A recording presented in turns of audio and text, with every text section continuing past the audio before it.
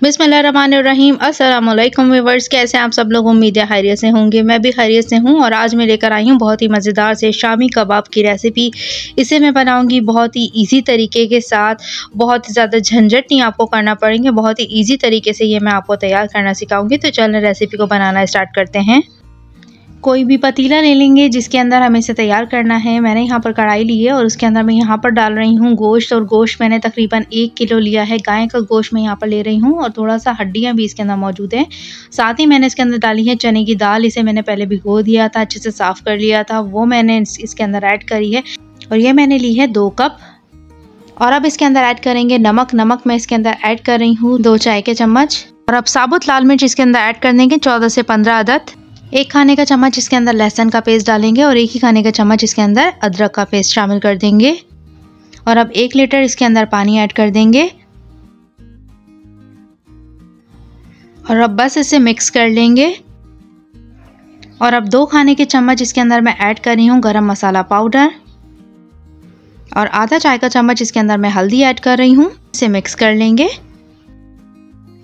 और अब इसे दरमियानी आंच पर चूल्हे पे पकने के लिए हमें छोड़ देना है। जब तक कि इसका पानी ना खुश्क हो जाए तब तक हमें इसे पकाना है।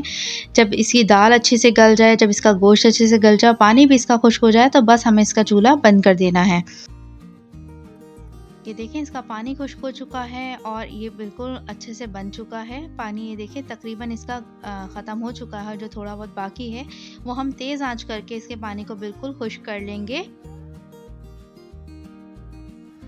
बंद करने से पहले इसकी दाल और इसका गोश्त चेक कर लीजिए। अगर इनके दाल और गोश्त गल चुके हैं तो ठीक है, लेकिन अगर नहीं गले हैं तो मज़ीद इसके अंदर पानी ऐड करके आप इसे दोबारा से पकने के लिए छोड़ दीजिएगा।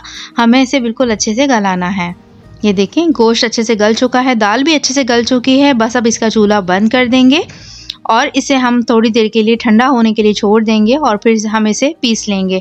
अगर आपके पास मशीन है तो ठीक है, वरना आप इसे सिलबट्टे पर भी पीस सकते हैं। ये ठंडा हो चुका है और अब इसे हमें पीस लेना है। कबाब का सारा मसाला मैंने पीस लिया है। और अब मैंने यहाँ पर ली है हरी मिर्चें। ये मैंने ली है तकरीबन 4 से 5 अदद। इसे मैंने चॉप कर लिया है। साथ ही मैंने इसके अंदर पुदीना लिया है। पुदीना मैंने तकरीबन 1 मुट्ठी लिया है। और साथ ही मैंने इसके अंदर चॉप की हुई प्याज ली है। ये भी मैंने इसके अंदर एक बड़े साइज की प्याज लेकर चॉप कर लिया था, वो इसके अंदर ऐड कर देंगे।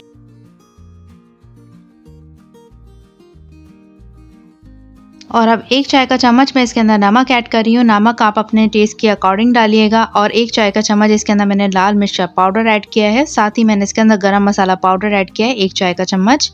और 1 अदद अंडा इसके अंदर शामिल कर देंगे। और अब बस इसे अच्छे से हमें मिक्स कर लेना है।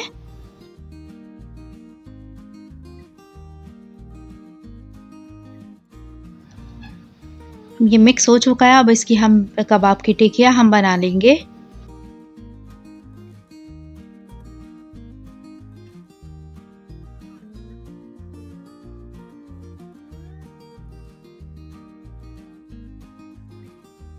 सारे के सारे कबाब मैंने बना लिए हैं और अब इसे फ्राई करेंगे। मैंने यहाँ पर ऑयल को पहले से ही गर्म होने के लिए रख दिया था और अब इसे गोल्डन कलर होने तक इसे फ्राई करेंगे। जैसे ही एक साइड इसकी पक जाएगी तो फिर हम इसकी साइड चेंज करेंगे।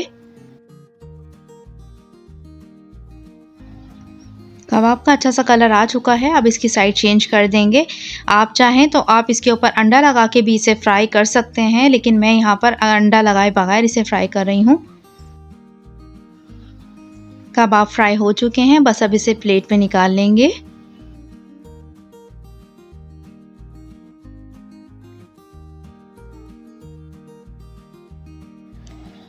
बहुत ही मज़ेदार से बच्चों बड़ों में सभी को पसंद होते हैं शामी कबाब। और ये मैंने बहुत ही इजी तरीके से आपको ये बनाना सिखाए।